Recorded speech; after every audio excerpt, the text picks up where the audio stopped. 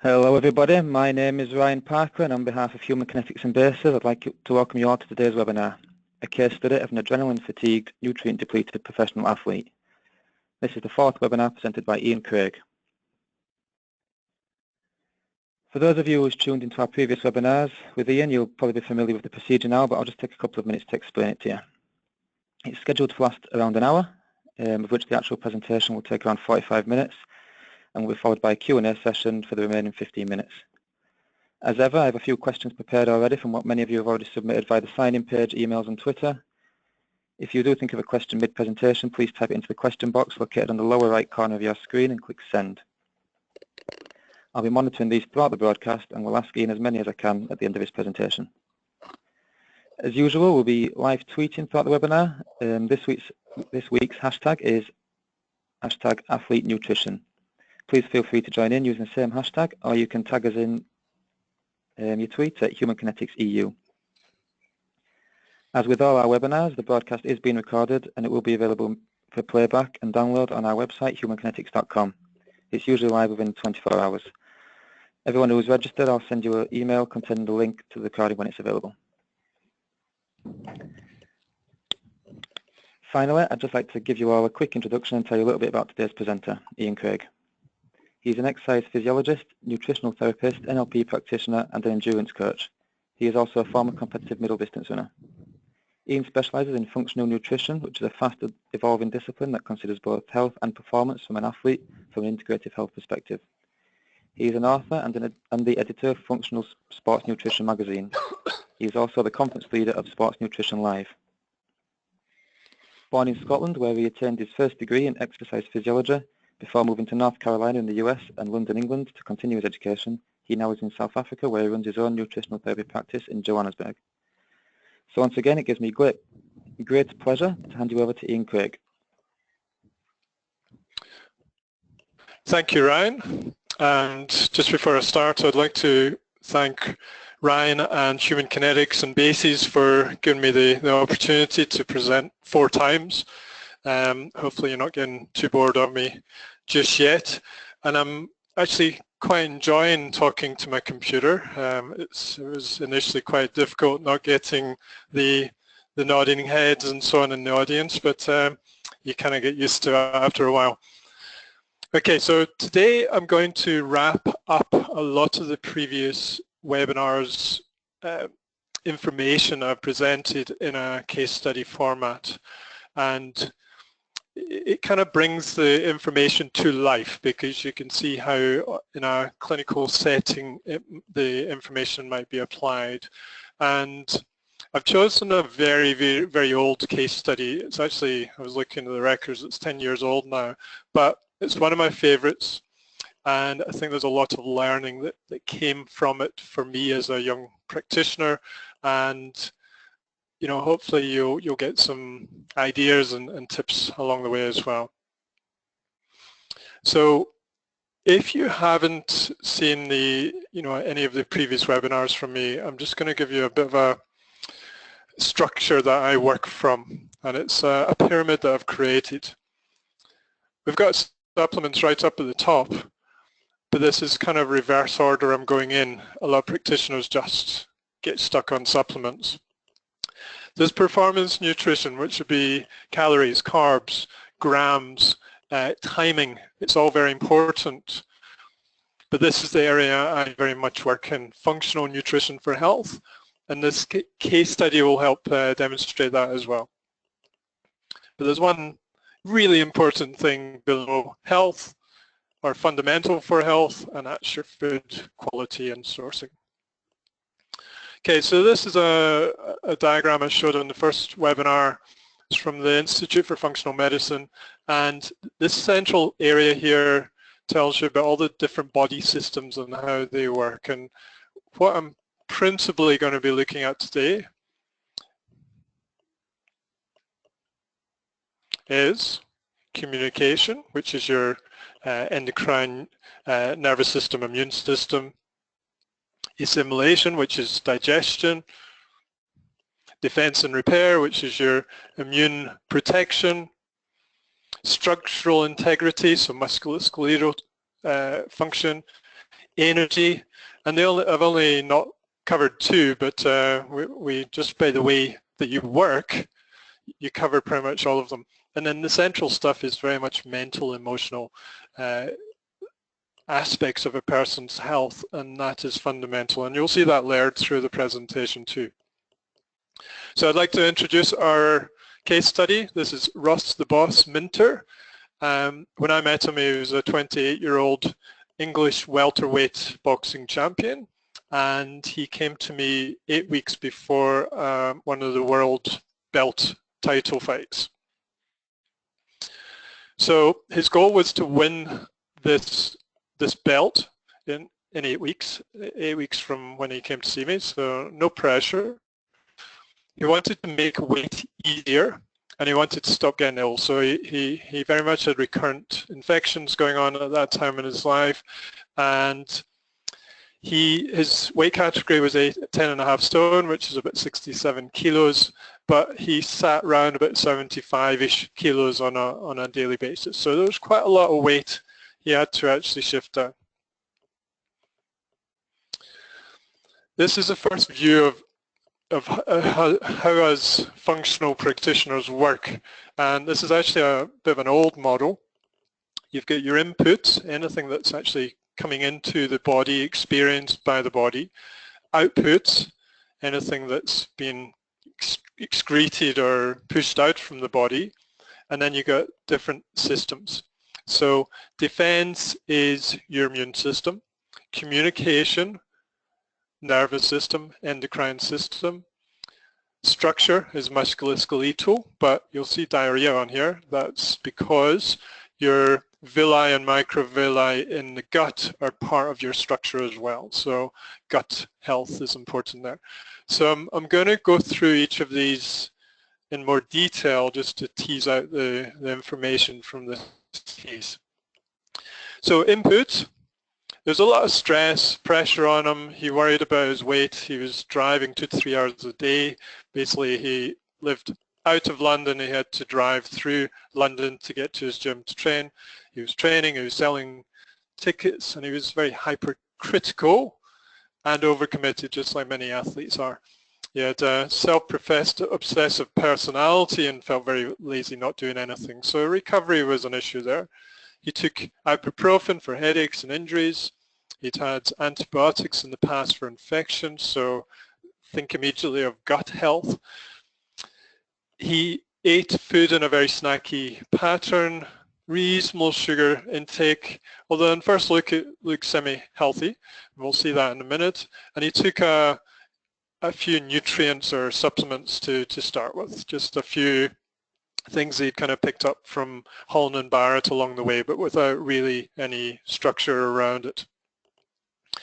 Output, he had headaches related to stress, and he'd had 2 migraines in his life. If it was more regular migraines, I would have worked more on it, but it's more the stress that I focused on here.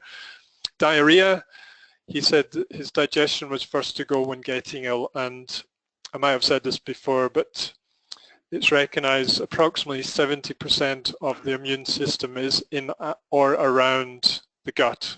So if your gut is not healthy, then the immune system is generally not too healthy either.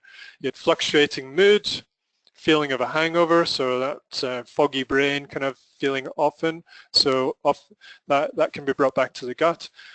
His grandfather had pancreatic cancer, not something we can do work with right there and then, but it's just a tick in the back of the mind as to working on his health ongoing. Defense, i.e. his immunity, recurrent throat and chest infections. He'd always known it that way, and it was much worse when training hard, especially obviously when a fight was on the cards. He had pneumonia at age 11, so for some people having a very big immune trauma like that can sit with them the rest of their life without actually properly dealing with it. I've already mentioned the digestive upsets. Communication, this is very much where I did most of the work. He was very stressed, he overcommitted, he needed more than 9 hours of sleep to not feel exhausted during the day. So it's quite a lot. For an athlete, 9 hours might be quite normal, but it was more than that. He just never seemed to be quite vital away an athlete looking for a world title crown would, should present. His iron had been low a couple of years ago, so obviously something to consider with an energy. He had low blood sugar and needed to eat frequently, and he was dizzy when he stood up too quickly. Now, if you're familiar with the functional way of thinking, you should already be thinking adrenals and HPA axis here. Dizzy when standing, that's an adrenal indication. Low blood sugars, we need cortisol to actually buffer the blood sugar levels. Then we had structure and repair. He wasn't a picture of health at that time because he'd had a recent fight when he fractured his rib. His right knuckle was inflamed. Twice a day he trained, so that's structurally that's muscle breakdown repetitively. I question leaky gut because of all the gastrointestinal symptoms, which is otherwise known as intestinal permeability. He had fluctuating mood, feeling of hangover, and as I said already, that might link in with gut function. And a low pain threshold, so that was really interesting for me. For a top boxer, you should have a low pain threshold, so maybe think, borderline fibromyalgia, which is certainly linked in with adrenal fatigue because we start looking at mitochondrial dysfunction with that case. Certainly a picture of poor recovery state. Training-wise, he didn't hold back, so he was in the gym 5 days a week where he had to commute over an hour each direction. He was running 6 days a week, mostly steady, easy running to, that was a boxer's strategy to have some background cardiovascular fitness, but also to keep the weight down. He did weights 2 days a week, some strength, some plyometrics, and some Olympic lifts, and he just started doing a little bit of yoga. Here's his diet. So I'm not going to read everything out. You can have a scan through this, but it was fairly strategic, and it was fairly snacky. Looking at some of the options like the wheat wrap or the brown bread sandwich or the prawns and spinach, almost looks like a diet you might put together with the Sainsbury's Express type scenario, go in and go through the fast lane and pull a few things off the shelf and put it together.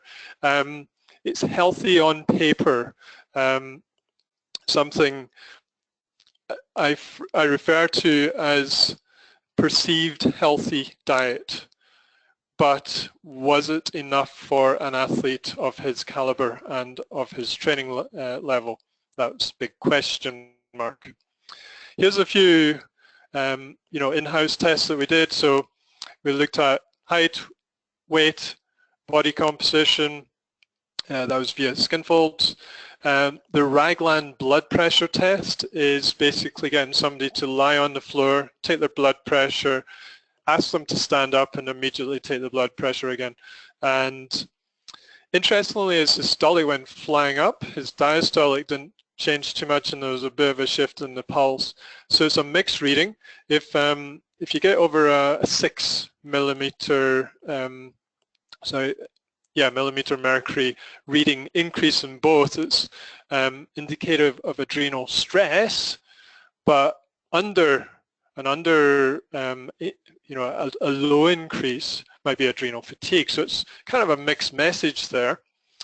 Zinc taste test, why did I do that? Zinc is very heavily involved in the immune system, but it's also very, very important for stomach hydrochloric acid production.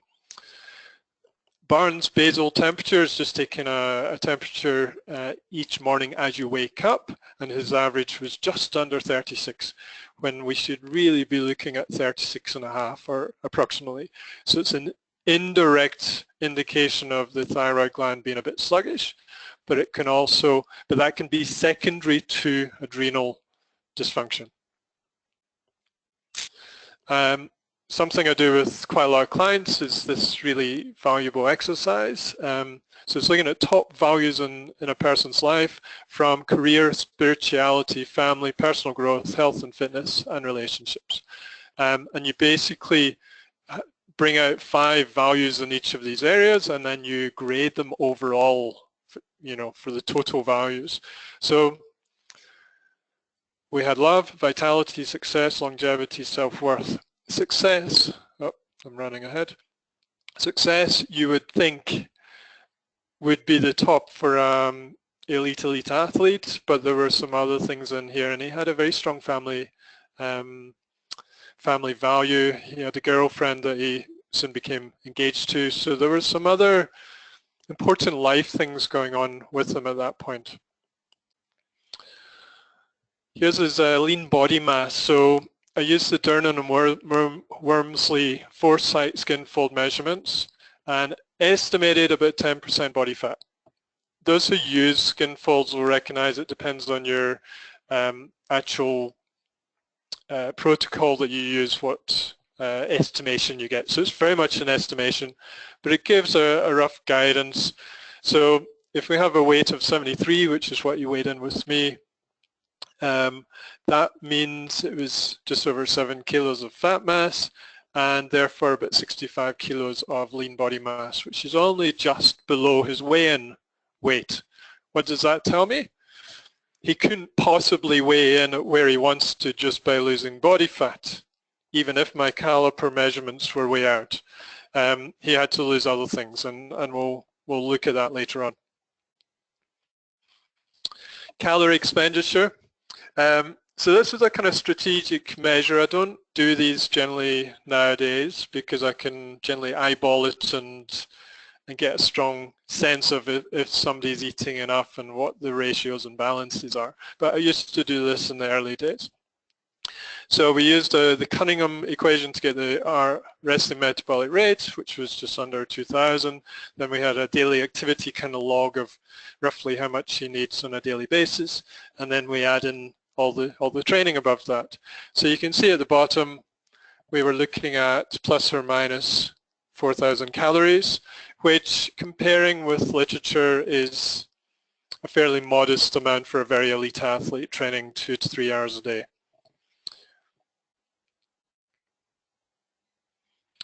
What did we find? Well, I did a 3-day dietary analysis and we had 2,400 calories. So he was theoretically in a 1,600 calorie deficit.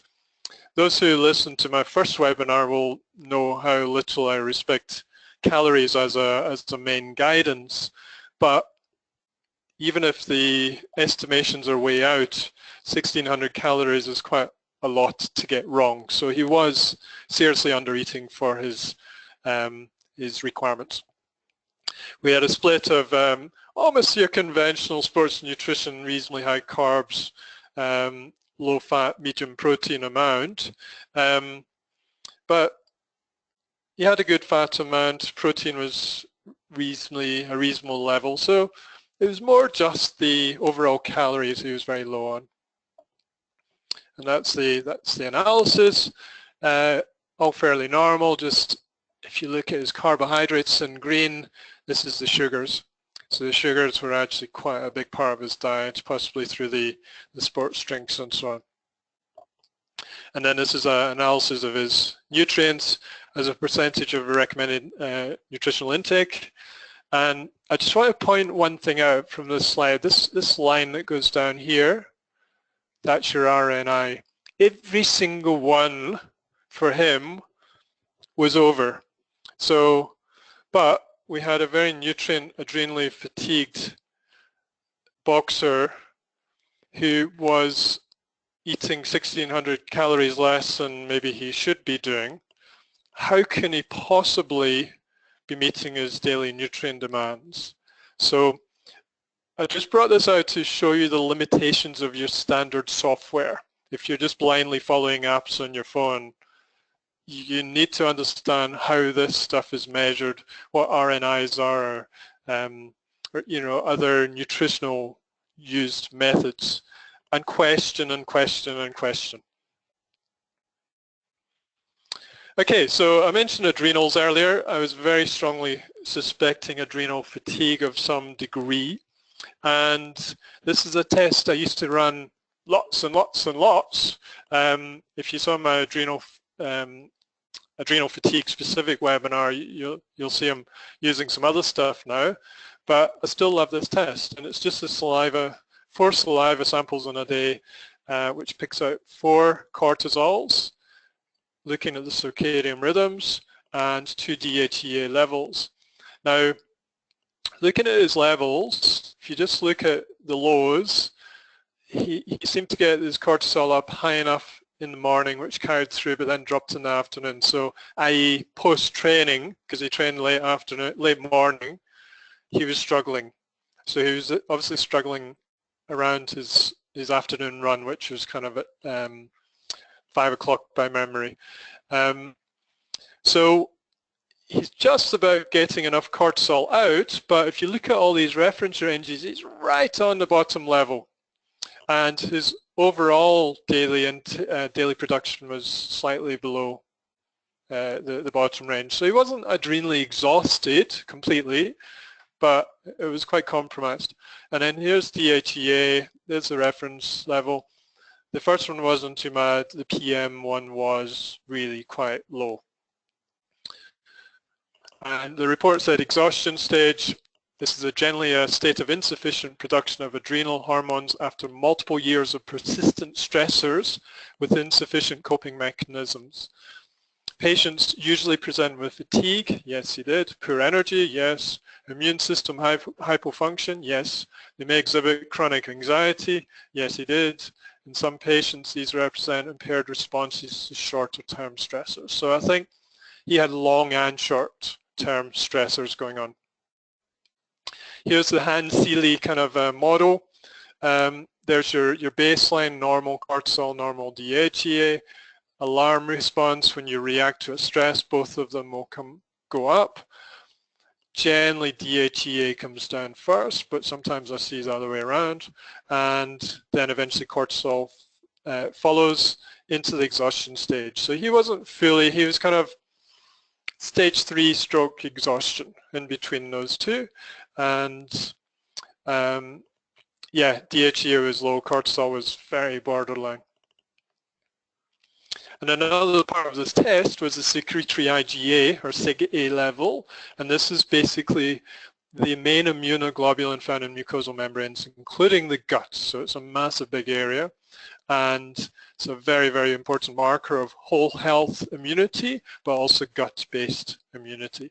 And we had a cracking value of 10, whereas the reference range was 100 to 470. I think still to date, 10 years later, this is the equal lowest I've ever seen in this test. So the report says, several studies link stress and emotionality with levels of SIG-A. Production is adversely affected by stress, which is mediated by cortisol levels. This could result in inadequate production of SIG-A in response to a mucosal infection. Okay, so it explains the stress thing and the immune thing. And just a couple of points around stress. It takes priority over all other metabolic functions. So either cortisol will take priority over DHEA normally, and it wasn't designed to last very long. So one aspect of athletes, whether they're professional or recreational, they're doing it for a long period of time. They often don't give themselves much rest of it. So getting the balance wrong, you're on this very stressful ride for a long period of time, which can ultimately deliver burnout. And then in terms of specifics of infection, athletes who are overtrained may be more susceptible to infections. Their immunoglobulin levels may be decreased, especially the SIG-A I talked about. Cortisol has been shown to inhibit the activity of natural killer cells and has anti-inflammatory properties, including the suppression of histamine. Proneness of infection has also been attributed to a decrease in glutamine due to heavy training, and we're going to look at glutamine later on as well. So I had a bit of a balancing act to do. I needed to supply the macronutrient needs for training and the immune and the endocrine system, and of course the micronutrients that go along with that. But at the same time I had to strip body fat to make weight. So how do you do that? I created a new diet for him, and at this stage I was very much sitting with the software and trying to work the food to a specific outcome that I wanted.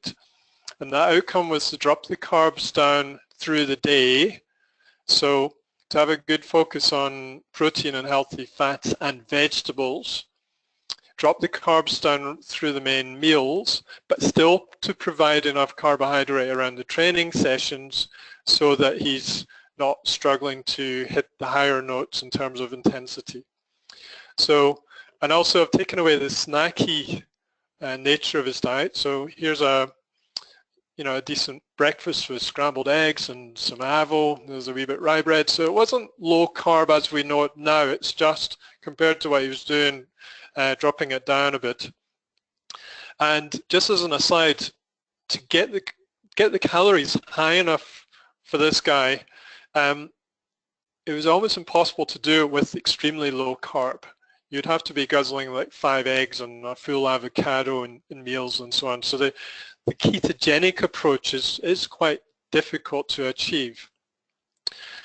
Then lunch, he used to drive from the gym to go home eating a sandwich in the car. I got him to have a snack.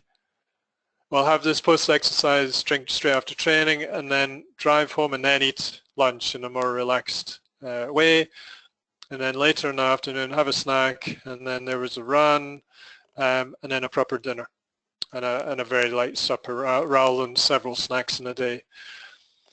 By analysis I got up to 3,300, which is about halfway between where he was and where the computer program said he needed to be. But what would happen if you suddenly took somebody from 2,600 calories up to 4,000 calories? Weight's going to be a big concern, isn't it? It might be, especially if the thyroid's in a suppressed state because of the nutrient depletion, and then it might rebound, it might get a bit too excited with more food coming in. Lifestyle recommendations were to delegate, get people selling tickets for him rather than doing that himself. Stop driving as much, which he eventually did listen to. He moved into London, I think with his auntie during the week when he was training. Create more routine. He liked routine, but he didn't have much of it in his life. So I said have a monotonous day for a while. And then yoga, continue with 1 session a week, but also to just sit for 15 minutes or so every day and focus on breathing. It's the most important thing. It's the daily practice that gets you into a more relaxed and reflective state.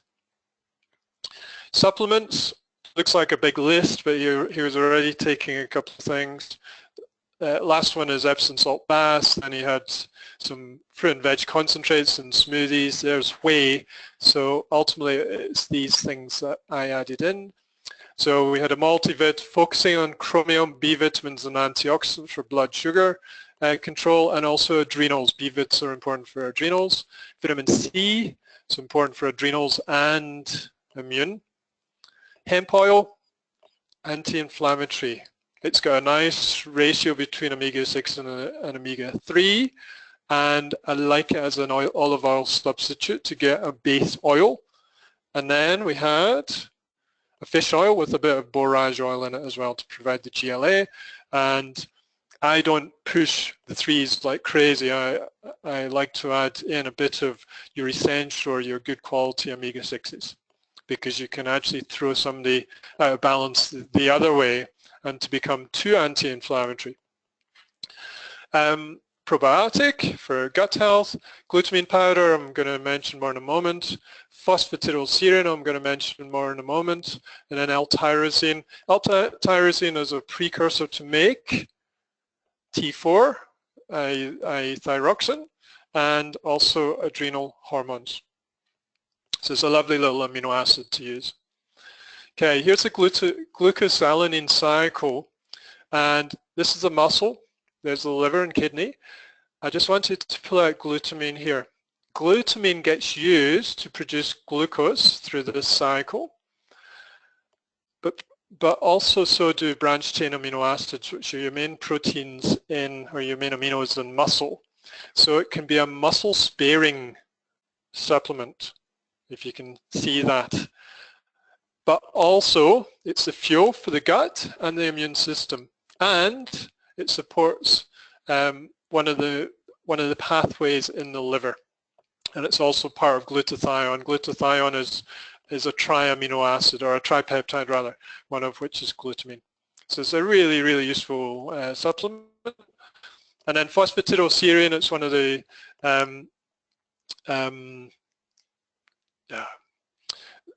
supportive to brain health. I'm trying to find the right word there.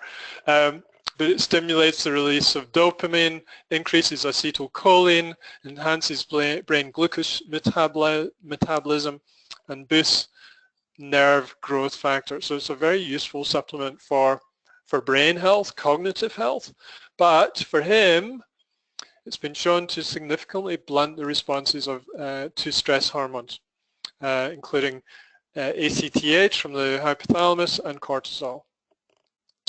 So that's why I used it. It's essentially calming the hypothalamus pituitary adrenal axis. Unfortunately, he never quite got to this fight. This is the best picture I could find of a muscled body with a sore rib. He re-injured his rib just a few weeks after I saw him, and he had to pull out of the title fight, which sent him into a period of being a bit depressed about it, but in hindsight it was a good thing for him because his body was in a very depleted state, and it therefore stole us some time to actually work on strategies to rebuild him. With the injury, I recommended these two products. It's an anti-inflammatory product with lots of anti-inflammatory herbs in there. Curcumin and ginger are really good, and if you can get them as much as possible into your diet, it can be helpful. But if you've got an injury, an actual supplement is obviously more strength in that. And then the second one is a digestive enzyme. If you take a digestive enzyme with food, it will help you break down the meal. If you take it on an empty stomach, the enzymes actually will scurry around the body looking for proteins to break down, and inflammatory debris from an injury is such a protein. So there's been some good research on that showing that it can really speed the recovery from an injury. Okay, so he disappeared after a while, kind of rehabbing and slowly getting into his training, but he eventually made it back to me.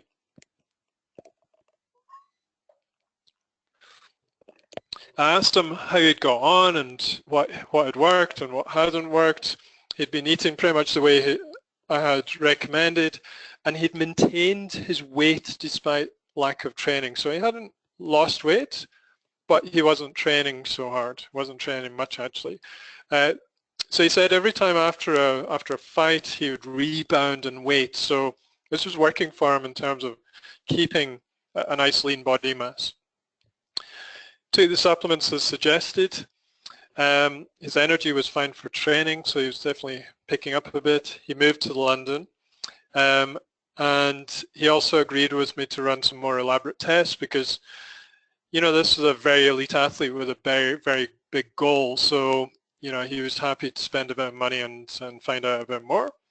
And he was hoping to get that world title fight kind of before the end of the year. So I picked two very functional tests. One's called organic acids and one's called amino acids. And they're very much opening up the biochemistry of the body. So I'm not going to go into these in detail because I could easily spend an hour on each one to just explain what each bit means. But I want you just to get the essence of the type of information you can pull out from these tests if you actually saw yourself wanting to do that at some point. Okay, so this is the amino acid test, and you've got your essentials and non-essentials and conditionally essential amino acids. This is low, this is high, this is normal. Okay, I just want you to spot one thing. For this first panel of 11 aminos, there's actually only one that's thoroughly in range. The rest are out of range or borderline. And it's a similar picture on this page as well. So without even having to go into the individual aminos, when we do go into the aminos, you get a huge amount of information about neurotransmitter function. You can look at detoxification function. You can look at collagen. You get a good idea of glutathione support, etc., etc. Like there's tyrosine down there, which I was supplementing already, but it was actually still low. So there's a big need there. So this is the interpretation guide that comes with the amino acid test. And there's one I want you to notice. Nitrogen insufficiency. So not many people have like pretty much everything in the low range. It's usually, you know, just a few things, and then you can focus in your attention on those specifically. But he was just lacking big time. And what does that say? Maybe for a long period of time he was under eating and just not getting enough protein in. So the short time he had been doing my dietary suggestions wasn't enough to push that up. But also hypochlorhydria, low stomach acid. That's this is a strong indication. We also pulled out, this is xenobiotic detox, so detox wasn't good. Risk of actually arterial disease, not great for an elite athlete. There's collagen, neurological problems, antioxidants. So there's a lot going on for him just because he wasn't absorbing well enough or not providing enough. This is the organic acid, and a lot less came out from this one. So you can see he's all nicely in range for all these things. So there's absorption, bacterial dysbiosis, fungal dysbiosis. So there's one up near borderline high on the yeast. So I did focus in on that. And then we get neurotransmitters. None are out of range, but they are borderline. So I did focus on that. You might recognize this. It's the Krebs cycle, and it's quite nicely represented this way. So you can see, okay, his glycolysis going all right. Here's the beta oxidation pathways. There's the Krebs cycle. Anything low? No. Oh, there's fumaric acid is a bit low. So why is that? I'll go into that in a minute. Here's your catecholamine and serotonin metabolism. So a little bit low, tendency towards maybe depression or bluesy mood. This is basically your tyrosine. So you can see the whole pathway here from tyrosine and why I was supplementing tyrosine, dopamine, noradrenaline, and these are basically metabolites out showing that noradrenaline was maybe a little bit low. So interpretation, as I say, much less from this, but catecholamines, your adrenaline and noradrenaline were suspect, which backed up what I was already doing with the adrenal formulas. So to interpret, the organic acids suggested the fungal marker and low adrenal catecholamine neurotransmitter levels, and the fumarate in the Krebs cycle was low. So this is a big fancy diagram just to show you the complexity of biochemistry. Here is fumarate in the Krebs cycle. Oh, and look what feeds it, tyrosine, phenylalanine, okay? So it wasn't a Krebs cycle thing per se, I don't think, with him. It was just more there wasn't enough shunting through from these amino acids. Also the urea cycles linked in here, which could indicate some level of toxicity. The amino acids, the report said histidine and essential amino acids are deficient. Consider gastric hypochlorhydria, so lack of stomach acid. Tyrosine is deficient. Consider thyroid insufficiency, adrenal medullary dysfunction, or subnormal levels of adrenal catecholamines. Okay, so all in all, was quite a nice backup that I was doing the right sort of stuff with them originally. So there weren't a huge amount of number of changes I needed to make. But if that amino acid test had come back with a few things low, it would have been a different situation. There'd be more specificity in the follow-up. So adjustments, not really adjustments in this. So to keep working on the diet as they had been, I kept tutoring him about dietary quality and so on, and timing and eating in a relaxed environment. To keep working on stress management, and I suggested, I don't think he ever did, but I suggested working with somebody who's focused on working on changes in the mind to just try and reduce his stress response. Okay, so revised supplements. I stopped one or two of the previous ones and then I focused more on certain ones that came up from these tests. So P5P is the active form of vitamin B6 for the neurotransmitter conversion. We had a digestive enzyme to try and help maximize uptake of the aminos, and then we added in an amino acid product to just gradually, basically increase his nitrogen load in the body. And then Saccharomyces boulardii, I call it the friendly yeast. It's like a probiotic but in yeast form.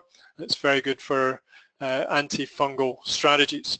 You see quite a big list there in the early days of my career in this. I tended to try and cover too many things in one go. Nowadays I'll just cherry pick a few supplements and generally do 4 or 5 max, but then try and get people coming back more often to adjust and tweak and coach basically. Okay, so we're now at the fight, and he was in a much better place. His energy was better, his immune system was much more stable. So we're now 2 weeks before the fight, which by memory was the end of the year or the early part of the next year. He'd already lost 1 to 2 kilos with the revised diet, so still had about 5 kilos to drop for weigh-in, and so that's where he was 2 weeks out. 2 weeks before the fight, we restricted his dietary carb intake further, but still kept his drinks and snacks around training. So like a little bit of rye bread with his scrambled eggs in the morning, that would go, but just making sure he still had the energy support, the carbohydrate support around his training.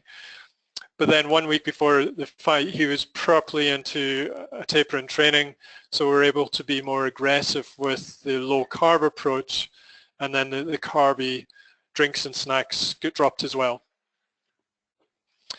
And the instruction was to rest a lot. When you're used to eating a certain way and you start depleting intake, the chances are you can be very fatigued. But if you're resting enough and obviously tapering training enough, then you should hopefully manage that and still keep enough energy. So we got down to 3 kilos above his weigh-in two days before. He then went into a water restriction phase, and the night before, which he always did in fights, was to do a sweatsuit run and a sweat bath, and 3 kilos was quite easy to lose. It's about 3 liters in water, so it's a reasonable amount, but it wasn't a big stress for him to lose that amount. He'd been doing 5 or 6 kilos in some fights before, so this was quite easy.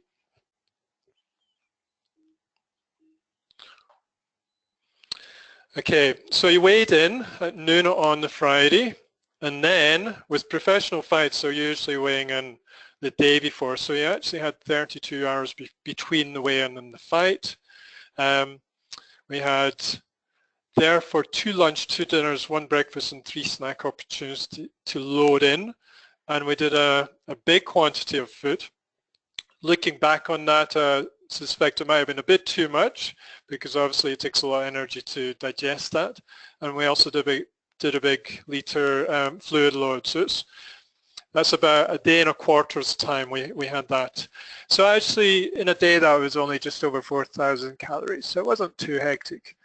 He entered the ring weighing 75 kilos, 8 kilos more than he had weighed in with. So that's what professional boxers do. They go into weight categories below what their natural weight is and do restriction strategies. The nice thing with that is when they reload, they go back to their normal weight, and they're obviously bigger than an opponent who sits closer to the standard weight category. But the downside is the taper. The taper can leave somebody very depleted and really struggling for energy. So how did he get on? He fought gallantly, and he looked like he might be, you know, might have the potential for winning up to, I think it was round 8 or 9, but then he was knocked out. He just seemed to lose the legs towards the latter stages of the fight. He might not have had the fitness. Looking at one of my reflections, he was at the end of his career. Maybe his mind was already transitioning into life after boxing. There's a lot of different factors that go into performance. And he's built himself a really good career post-boxing, and he's got a lovely family.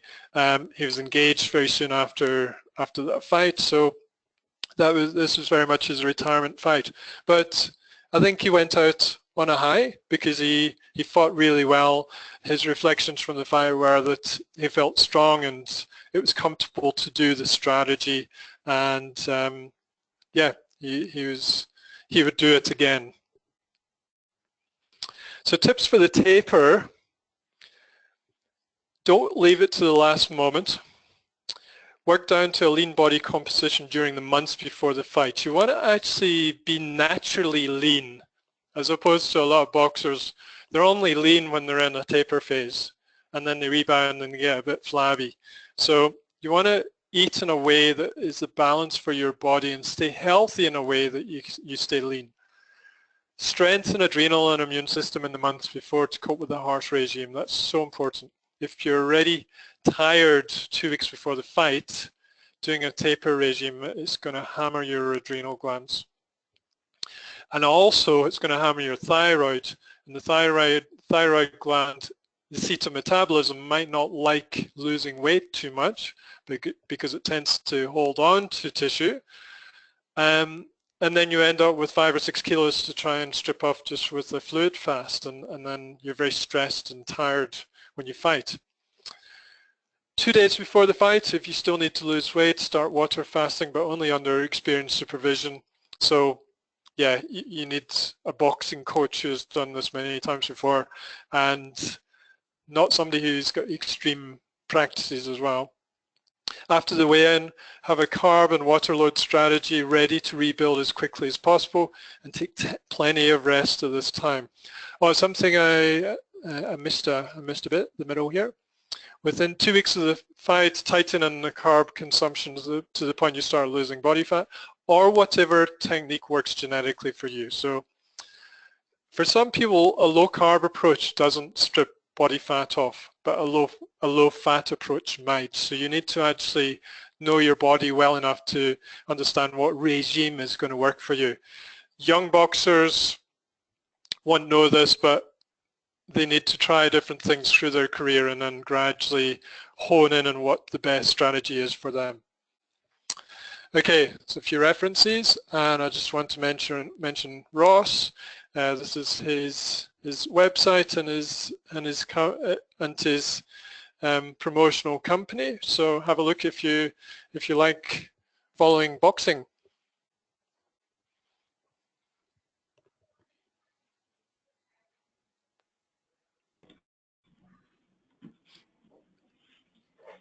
Thanks, Ian. It's great to get such a good detailed insight into professional athlete. Once again, we've had quite a few questions from the listeners, so I'll go through as many as I can in the remaining time. Just had to apologise in advance if you've submitted a question and I do not have time to cover it, but I'll go through as many as time allows. Probably got about 10-15 minutes or so. The first question comes from James Donaldson, who's currently doing a PhD. He's interested to know which symptom preceded the other. Did nutrient depletion lead to adrenaline fatigue, or was it vice versa? Cracking question. It's very much a chicken or egg situation. If you become nutrient depleted, you're not going to have enough adrenal support. Well, you're not going to have enough nutrient support for the adrenals, but also all the other endocrine functions as well. But if you're overdoing the training and underdoing the recovery and the rest and so on, then of course you're going to be maximizing your turnover of nutrients, and then the question is, can you actually eat and absorb enough to keep up with your training demands? And at some point you're going to hit a threshold where you can't. So yeah, excellent question, but it can be either or. You need to know what your athlete is like. Are they training in a fairly moderate way but really becoming unstuck? And their diet is really bad?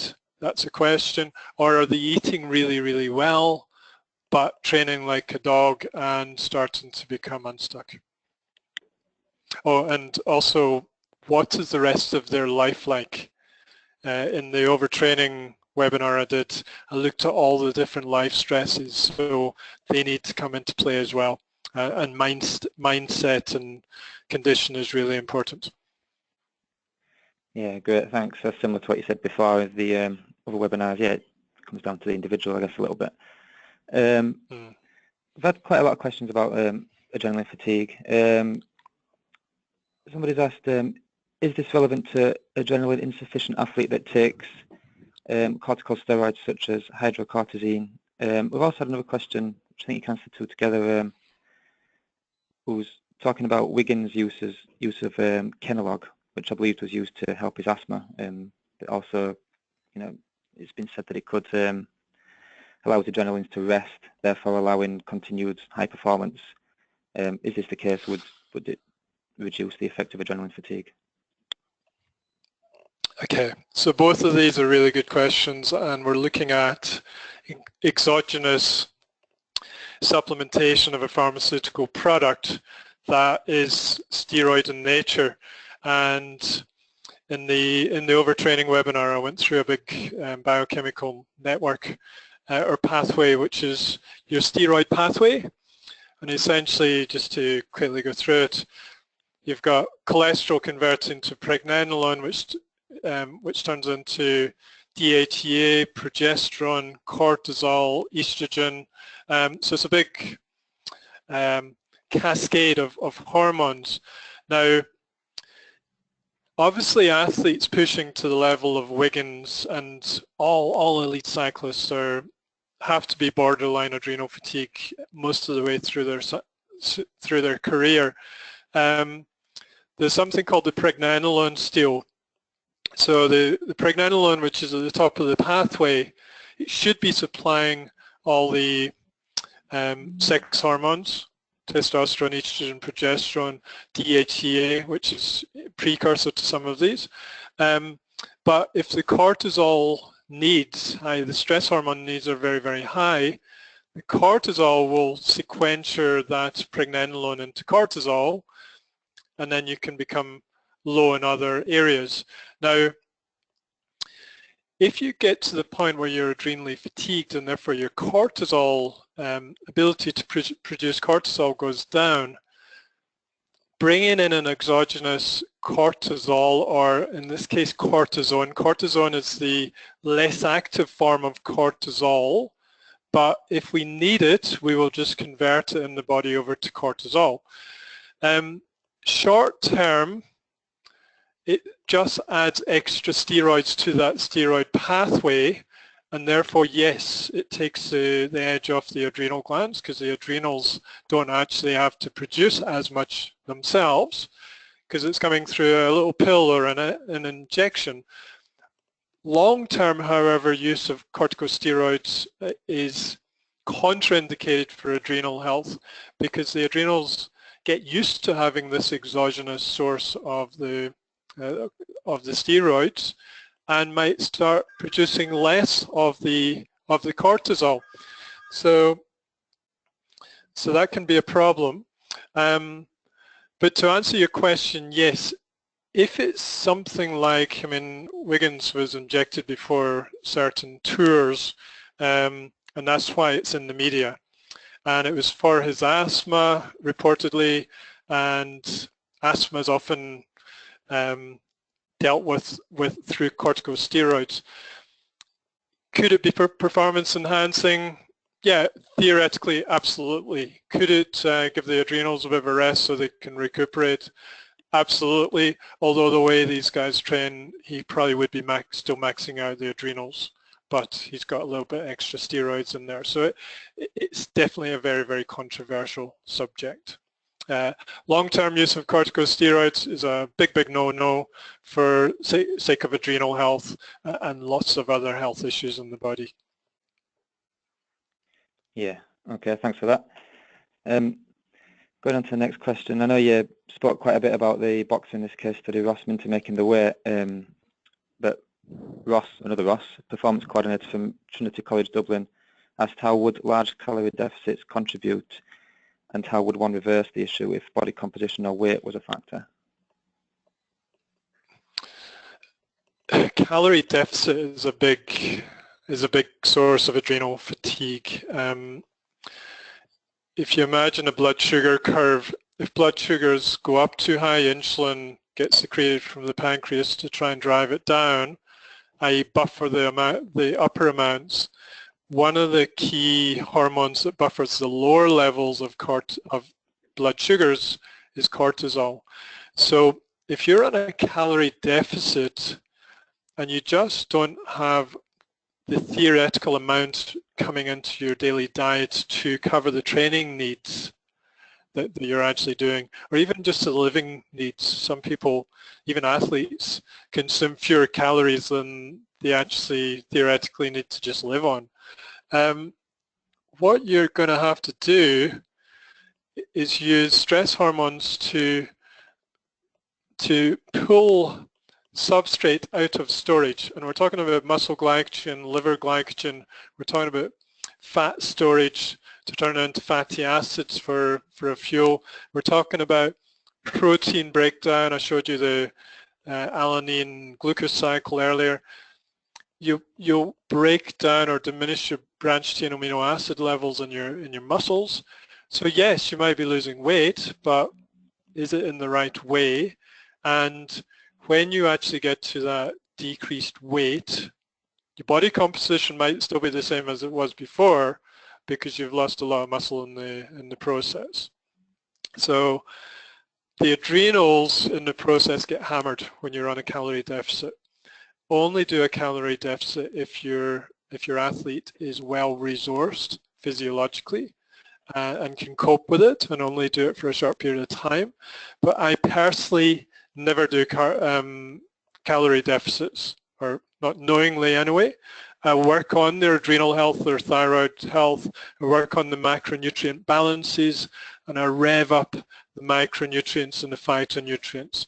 So they're getting as much micronutrition into the body as possible, which then supports the adrenals, supports the thyroid, supports the pituitary, supports the neurotransmitters to calm the mind, nourishes the gut so you have less inflammation and therefore less systemic stress, nourish the detoxification so there's less energy wastage through that.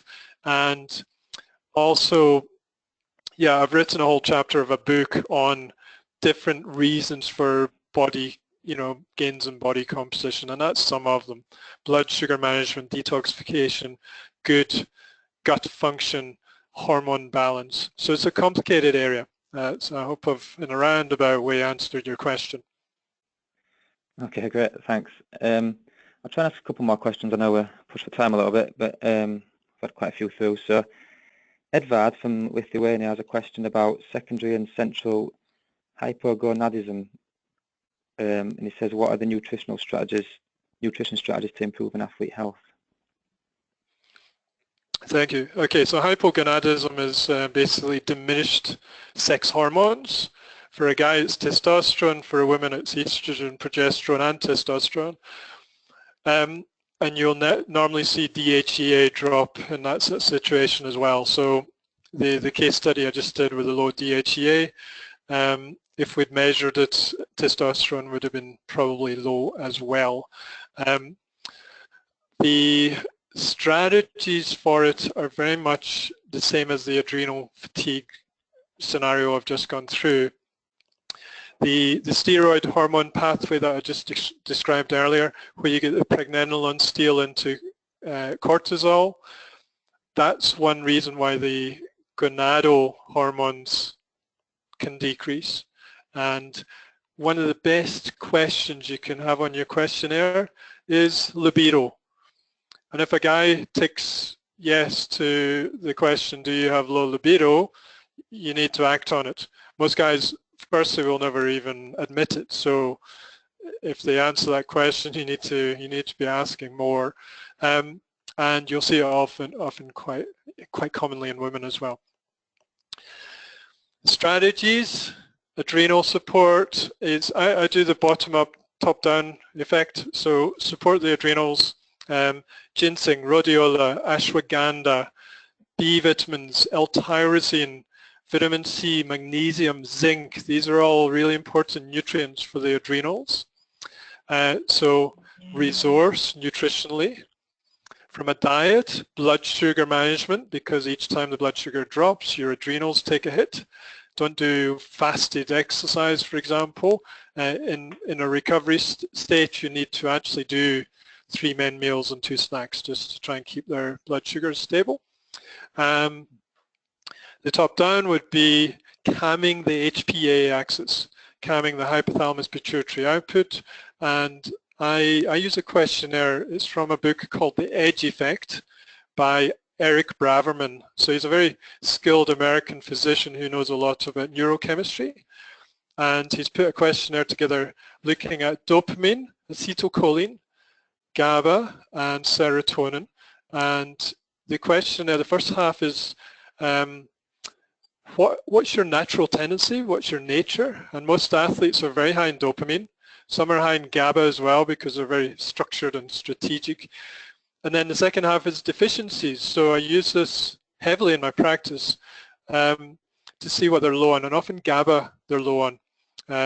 So GABA is a balancing neurotransmitter for stress. It balances dopamine, so it's a calmer. So you can take straight GABA as a supplement, or you can take a bunch of other things. I use a product called Relax Max. It contains GABA, it contains L-theanine, which is the amino acid that you get in green tea. That's the thing that buffers the caffeine effect of it. And it contains a few different calming herbs and amino acids, and I find it works really, really well. So they just get into a practice of doing that. From an emotional, psychological perspective, they need to create time in their day to actually just sit and breathe and do nothing. Diaphragmatic breathing. I've talked very much about the endocrine system today. In the overtraining webinar, I went into the nervous system a lot more. You need to get into the parasympathetic nervous system to calm the whole HPA axis. And breathing and diaphragmatic movement is really, really important for parasympathetic stimulation. So just sitting and breathing, meditation, yoga, sitting down to a meal, taking a few deep breaths, and sighing it out to relax before taking that first mouthful. It's all very important information. And also I mentioned Epsom salt baths for Ross earlier. Epsom salts contain magnesium and sulfate. Magnesium is a calming mineral, so it's a very good strategy before bed to calm the mind and the body. And the sulfur is a structural unit for gut and detox and joint surface as well. Okay, great. I'm just going to ask one more question because I think it leads on quite nicely after you were talking about dopamine and GABA and everything. Because I've had a couple of questions about mental health and how, so for example, Richard, who's a student, has asked, can nutrient depletion affect mental health conditions such as generalized anxiety disorder or major depression? Yeah, I mean, hopefully by now you'll understand that they do. There's test results that I showed you earlier from organic acids. It's basically a biochemistry profile going from tyrosine, well, it goes phenylalanine, tyrosine, and then through dopamine and noradrenaline, and then some metabolites. You need the cofactors for conversion there, and it was the P5P, the vitamin B6, which is really important for that conversion. Then you had the other side, there was a diagram of serotonin production. So serotonin and melatonin, which is for sleep, and tryptophan is a well-recognized amino acid that feeds into these pathways. I can't by memory remember the cofactors needed, but basically yes, if you become nutrient depleted, A, because you're eating badly, B, because your gut is not absorbing, C, because you're training really hard and that's taking up all your B vitamins and your zincs and magnesiums and so on, your conversion over is going to be less. So A, you're less likely to have enough amino acids to feed these pathways, but B, you're also likely to be nutrient depleted, so you don't convert well enough. So you might become depressed. And I remember when I was a runner, often during the winter months, and that was when the mileage was high. Plus I didn't like the dark days. I'd become, I definitely had SAD, seasonal affective disorder. But then the spring came and the distances shortened and there was a bit more light and I was all happy again. That's not something that should be medicated. That's something that should be supplemented. And also the athletes should be coached to maybe decrease their training a little bit. So yeah, a lot of different factors in mental health, but it's a huge, fascinating area. Yeah, absolutely. I think I'll leave it there now as we've gone over a little bit. Sorry, again, if you've asked a question, I haven't had time to answer it. But yeah, it's just gone sort of nearly 4:10, so we'll leave it there. I'd just like to thank Ian again for this webinar and all 4 webinars that you've put together. If you've missed any of the webinars, they're all on our website, humankinetics.com/webinars. Please do go and check them all out. I'd just like to tell everyone that we are back next week with another webinar from Robert McCunn. This will be on the assessment of movement quality, panacea or false down. This is at 3 p.m. British Summer Time again on Wednesday the 5th of April. Finally, I'd just like to take this opportunity to thank everyone who's signed up and tuned into this webinar, whether you're listening live or via the recording on the Human Kinetics website. I'd also like to mention that Human Kinetics have 12 BASES approved courses, so if you're a BASES member and need extra CPD points, please take a look at our courses. They're all available on our website. If you type in humankinetics.com/BASES, you'll see all the BASES endorsed courses there. Just before I leave, can I ask everybody to take a few moments when you close your webinar window to complete a short survey. Your feedback is much appreciated and we do take the time to read everyone's comments. Please keep an eye out for me, which will be coming in the next 24 hours, where I'll send you a link to the recording and you can listen back to it. I'm now going to end this webinar. I'd like to thank you all again and enjoy the rest of your day, wherever you are. Thanks again on behalf of BASES and Human Kinetics.